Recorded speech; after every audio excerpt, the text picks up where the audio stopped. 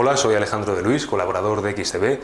Puedes encontrar información mía en deluistrading.com y en el vídeo de hoy vamos a hablar acerca de las figuras técnicas. Normalmente nos han contado los libros de análisis técnico que es una buena opción operar las figuras de cambio.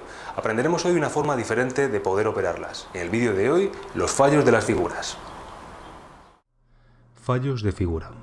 Uno de los principales análisis que todo el mundo hace a la hora de estudiar el precio, bien sabes que es el análisis chartista, mediante el cual, mediante el estudio de patrones de precio pasados, podemos llegar a determinar cuál es el objetivo a esperar, la proyección de una determinada operación o de un determinado movimiento.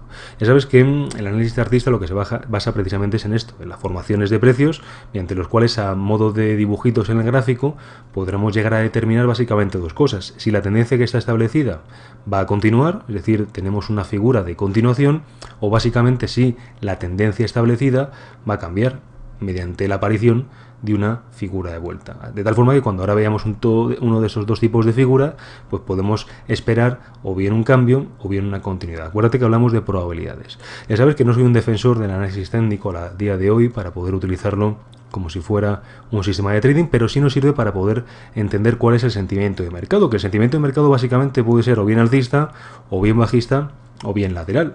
Analizando, por ejemplo, una tendencia alcista, para poder entender lo que va detrás de una figura de vuelta, entendemos que una tendencia alcista, como bien nos cuentan los libros de análisis técnico, es pues una unión de mínimos ascendentes, mediante el cual pues yo puedo asumir que algo positivo está pasando dentro del mercado para que los compradores vayan entrando cada vez a un peor precio. ¿Por qué decimos que los compradores van entrando cada vez a un peor precio?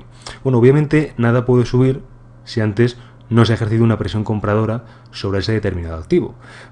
Algo empieza a caer y ahora, a no ser que empiece a comprarse, pues obviamente no puede empezar a subir. Esto lo entendemos muy fácil, ¿no? Imagínate que ahora eres el único comprador de un determinado modelo de silla o de coche, pues obviamente tú con el vendedor tendrás que apañártelas para poder negociar el precio, ¿no? Y ahí pues estaréis en una posición pues más o menos equilibrada, pues, obviamente en función del interés de quien tenga más interés en venderlo o en comprarlo, ¿no? Pero ahora imagínate que aparecen más compradores a ese determinado activo al que tú estás interesado, y ahora pues no solamente aparece uno, sino que aparecen 2, 3, 4, 5 y 10.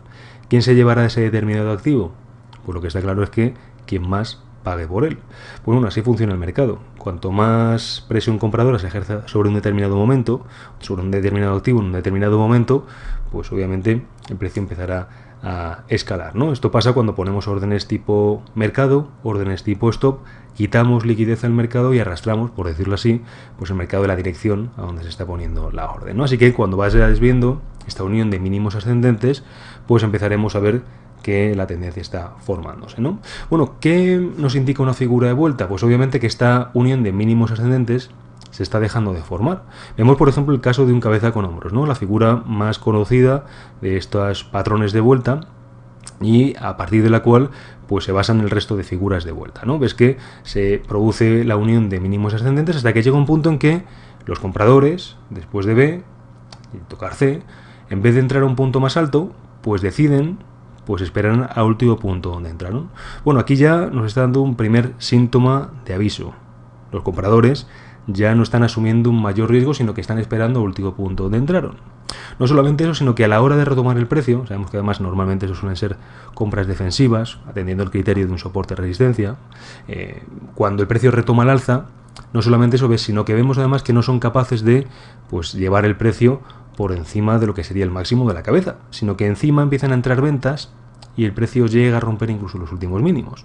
No solamente hemos visto que los compradores esperan al último punto donde entraron, dejando de realizar la típica formación en sierra, sino que hemos visto además la confirmación de la presión vendedora. Los vendedores han entrado incluso en punto más bajo. Fíjate, ya tenemos la unión de mínimos descendentes, la cual nos indica que una tendencia bajista se puede estar iniciando. De hecho, la línea de tendencia ya sabes que se tienen que trazar por lo menos con dos mínimos, ¿no? Básicamente has visto que esto sería lo que es la figura de vuelta, ¿no? Un patrón en el que vemos que se deja de dibujar el típico movimiento en sierra, se confirma la presión vendedora y a modo de hombro, hombro y cabeza, pues podemos dibujar pues el patrón, ¿no? Hombro, cabeza, hombro.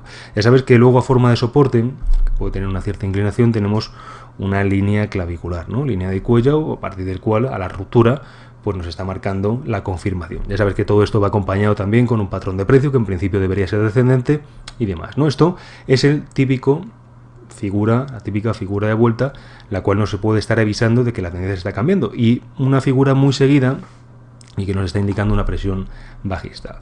Ya sabes que aparte el objetivo de precios que se calcula con ese tipo de figura, pues se calcula en base a tomar la medida desde el máximo de la cabeza hasta el mínimo, la línea clavicular, proyectado desde la zona de ruptura. Bueno, lo ponemos muy técnicos para explicar esto, pero simplemente para que coja la medida. Si hay 20 puntos desde la línea clavicular hasta arriba, pues de donde rompe, ahí en principio sería la proyección que los analistas técnicos están buscando, ¿no? Esto sería básicamente el estudio de la figura. Bien, ¿siempre funcionan este tipo de figuras por muy seguidas que sean en el mercado?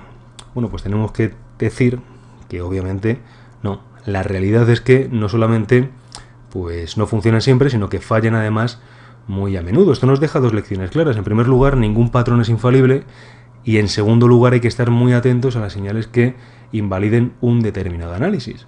Pero, ¿dónde vamos con esto? Fíjate que estábamos hablando antes, ¿no?